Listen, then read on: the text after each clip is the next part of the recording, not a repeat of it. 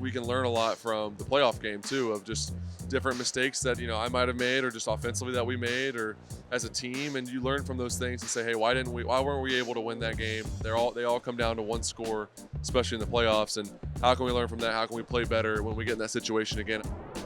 Under Liam Combs, you had one of your best seasons. Just describe his impact that he's had on your development as a quarterback.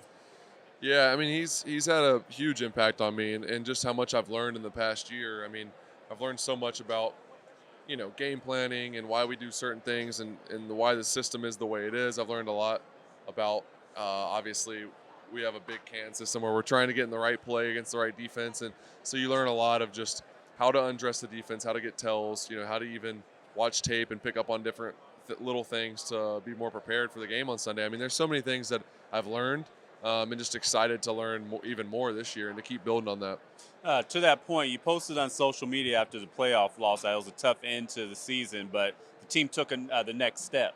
So how can the Jaguars take another step next season? Yeah, I think you got to learn a lot from this experience. Obviously we had a great regular season, especially the way we finished. It was a lot of fun. We're playing with a lot of confidence. It felt like every Sunday that we were just going to find a way to win the game no matter what. And like as a team, that's the best feeling you can have. And I think we can learn a lot from the playoff game too, of just different mistakes that I might have made, or just offensively that we made, or as a team, and you learn from those things and say, hey, why weren't we able to win that game? They all come down to one score, especially in the playoffs, and how can we learn from that? How can we play better when we get in that situation again? I know there's things that I'm going to improve on, taking care of the ball. Had a couple turnovers that game, and there's a lot of little things that you can look at and say, hey, when we get this opportunity again, what will we do different, and how will we find a way to finish those games? Mm-hmm. You have one of the most unique players in your football team in Travis Hunter. Went down midway through the season. Do you think playing both ways is sustainable? I think if anyone can do it, it's him. I don't know to answer that question. It's tough, but I don't think you can say it can't be done. I don't think that would be fair. So I think it's possible. We'll see how it unfolds for him. I know he's such a talented player on both sides of the ball that he provides value no matter where he's at. But you just gotta figure out where he's maximized at, whether it's both ways, whether it's one way. And who knows? I know he wants to be on the field all the time, so that's one thing I love about him. He wants to be out there making plays and doing everything he can. Mm-hmm. So before I get you out of here, we got some mashup questions for you. And first, I want to test your grip strength. Now, the quarterbacks are beginning around the 150, 160 range. All Brock right. Purley got 158. So I know y'all competitive. I want to see. All right, I did one of these earlier. I hope I get better this time. Hey, okay. Oh wait, I gotta get a little bit. You more. might want to get your form right because Yeah, I they've gotta been get like better. all. Yeah, I think it was slipping.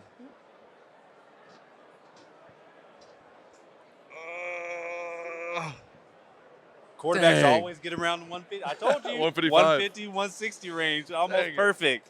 What was the highest? The highest was Derrick Henry. Can you guess what he got? 250. 208. Wow, Yeah, 208. That's Nobody pretty has got 200 besides him, over Wow. 200. that's pretty good. So Super Bowl halftime show, do you think Cardi B should be kind of a co-act with Bad Bunny? It's an interesting question. I don't know. I have no idea. That'd be fun, I guess. I know there's a lot of Cardi B fans out there. I like asking quarterbacks this question. Who do you think gets unfairly criticized as a quarterback the most? Oof. Who I think's unfairly criticized? Man, I think there's a lot of guys. I mean, it's just part of the position. I think you could look at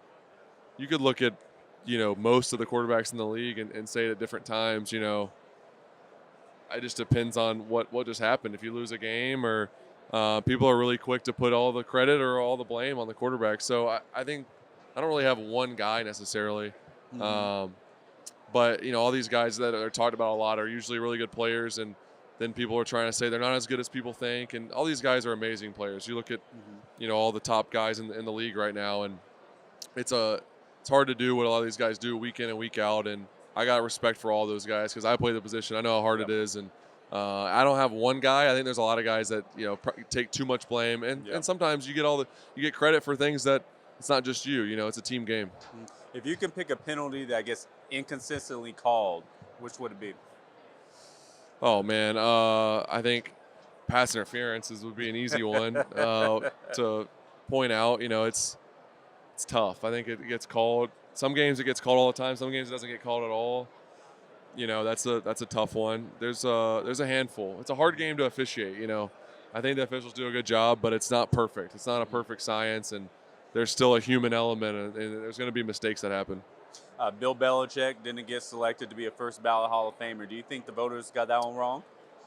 Yeah, I would say so. I would say so for sure. Does the Pro Bowl still carry as much weight amongst the players? I mean, it's a tough question because I haven't. This is the only way I've known it is this format. This is going on my 5th year. I guess now starting my 6th year. So I think it just depends. It's unfortunate that a lot of guys don't end up going just because the way it's set up, and the alternate system is. I went in 22 as an alternate, which was cool. I got my first opportunity to be a part of the Pro Bowl coming off a good season. I was excited. I went and experienced that. So then this year, I had the opportunity to go as I was an alternate again.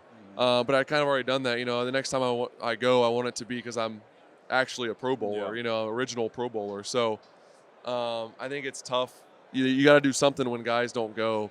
But I think they're making the most out of it, and it's still an honor. So you got to find ways to show that, because if you do make a Pro Bowl, that's a big honor, and guys should be excited about it.